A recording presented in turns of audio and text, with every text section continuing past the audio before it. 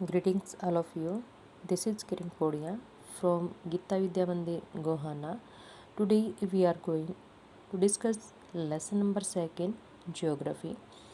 Last day we discussed about the northern plains. Today keep it continue.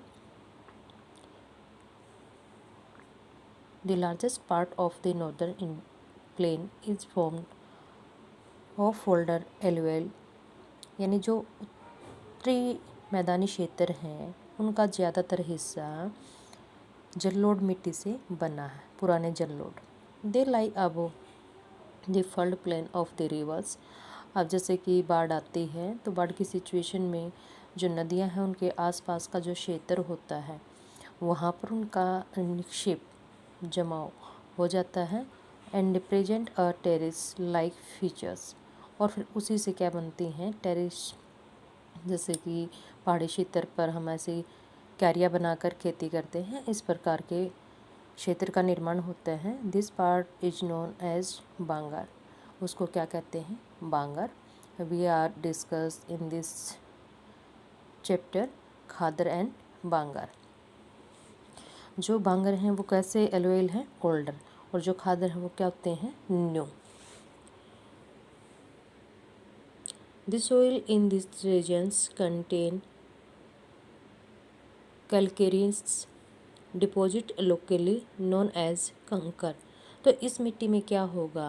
जो निक्षेप पानी के साथ बहाकर आते हैं, चूना है, कंकड़ है, बजरी है, रेत है, तो वो इस एरिया में जमना स्टार्ट हो जाएगा। जहाँ पानी जाएगा वहाँ जाएगा उसके साथ। The newer younger deposit of the flood plains are called खादर।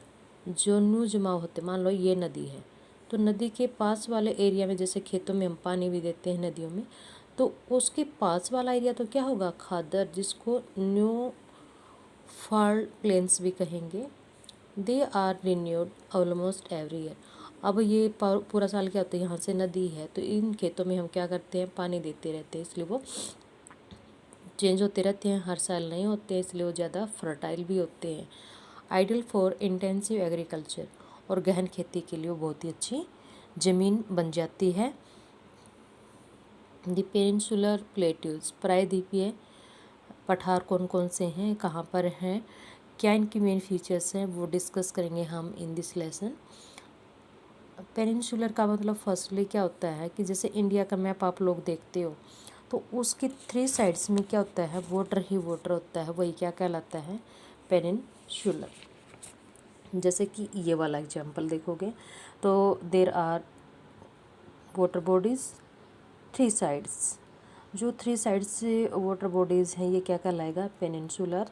और जो ये हमारा मिडल, ये साउथ और ये मिडल इंडिया आएगा, ये सारा क्या है? प्लेट्यूज। दक्कन का प्लेट्यूज यहीं पर लाइज करता है।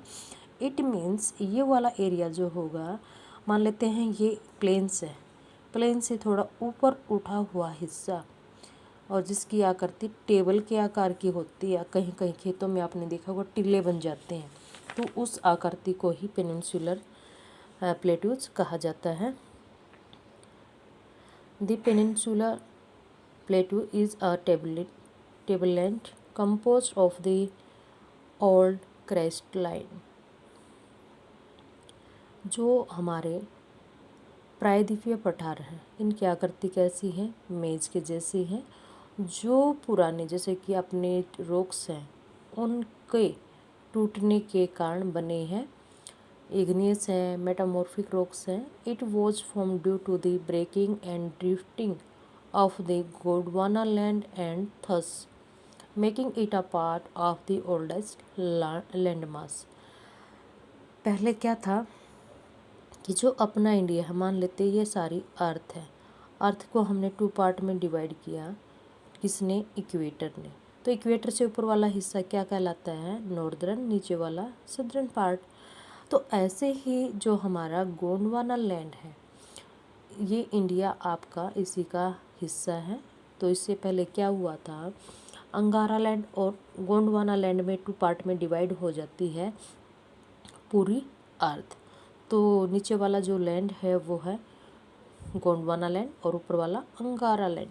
तो अपना इंडिया गोंडवाना लैंड का ही हिस्सा है। ऑस्ट्रेलिया कॉन्टिनेंट भी इसी में आता है, जितना भी सदर्न पार्ट अपने इंडिया से वो सारा इसी में आता है। और इसी प्रकार से आप साउथ इंडिया में देखोगे गोंड जाति बहुत ज़्यादा मात्रा में वहाँ पर पाई जाती है। The plateaus has broad and shallow valleys and rounded hills. और जो पठार होते हैं इनमें क्या होंगी, बहुत सारी ऊंची ऊंची पहाड़ियाँ, लेकिन उनकी आकृति क्या होगी, राउंड शेप की होगी, ना कि क्यूनिकल पिक वाली, जैसे कि हिमालय माउंटेन में है। उन माउंटेन्स की क्या है, ऐसी चोंच बनती है, लेकिन इनकी क्या है, ऐसे गोल आकृति की होती हैं ये। This plateau consist of two broad divisions. दो मुख्यतः आधार पर इसको डिवाइड किया जाता है, central highlands and the Deccan plateaus. एक तो मध्य उच्च भूमि, जिसमें आपका महाराष्ट्र का वेस्ट ईस्टर्न पार्ट, एमपी का सदर्न पार्ट, छत्तीसगढ़ उड़ीसा का बहुत कम पार्ट, तेलंगाना आपका आंध्र प्रदेश, ये वाला एरियाज आता है। The part of the peninsular plateau link to the north of the Narmada river. अब नर्मदा रिवर किस में आती है, हमारे एमपी में, तो इससे ऊपर वाला हिस्सा converting a major area of the Malwa plateau is known as the central highlands. The Vindhyalaya या विंध्या क्या हमारा एक हिल्स ही है, माउंटेन के रूप में ही आता है ये। Range is bound by the central highland on the south. ये विंध्याचल है, सतलुज है, और ये आपका नर्मदा रिवर्स, ताप्ती रिवर्स, वो यहीं से निकल के जाती है विंध्याचल या विंध्य रेंज से। ये केंद्रीय उच्च भूमि का ही हिस्सा है। And the Aravalli on the northern west, और जो हमारा अरावली माउंटेन है वो इनके उत्तरी पश्चिमी हिस्से में आता है। The further westward extension gradually mass with the sandy and rocky desert of Rajasthan. इस प्रकार से जो वहाँ का राजस्थान में क्या है, सैंड भालू रेत है, और अरावली माउंटेन होने के कारण चट्टान है, तो चट्टान जो टूटती हैं वो किसका कारण बनती हैं, रेगिस्तान का। The flow of the rivers draining this region, और यहाँ पर जो नदियाँ हैं वो जत हैं तो वैसे भी कम है, बट उनका क्या है, बालू रेत होने के कारण वो पानी ज़्यादा नहीं रह पाता, सोख लेता है। नेमली जो यहाँ पर बहने वाली नदियाँ हैं, चंबल है, सिंध है, बेतवा है, केन है, is from south west to the north east. उत्तर पूर्व से कहाँ जाती हैं ये, दक्षिण पश्चिम से उत्तर पूर्व की ओर, इंडिकेटिंग दिस स्लोप। और इनका स्लोप कैसा होगा वो डिपेंड करता है वहाँ के एरियाज़ पे। This central highlands are wider in the west. जो वेस्ट की साइड में मध्य उच्च भूमि है उसका हिस्सा चौड़ा होता है, और ईस्ट की तरफ जाते जाते वो कम हो जाता है। This ward extension of the plateaus are locally known as the Bundelkhand and the Baghelkhand. इस नाम से इसको जाना जाता है, बुंदेलखंड या बघेलखंड। द छोटा Nagpur plateau marks the future further eastward extension running by the Damodar river.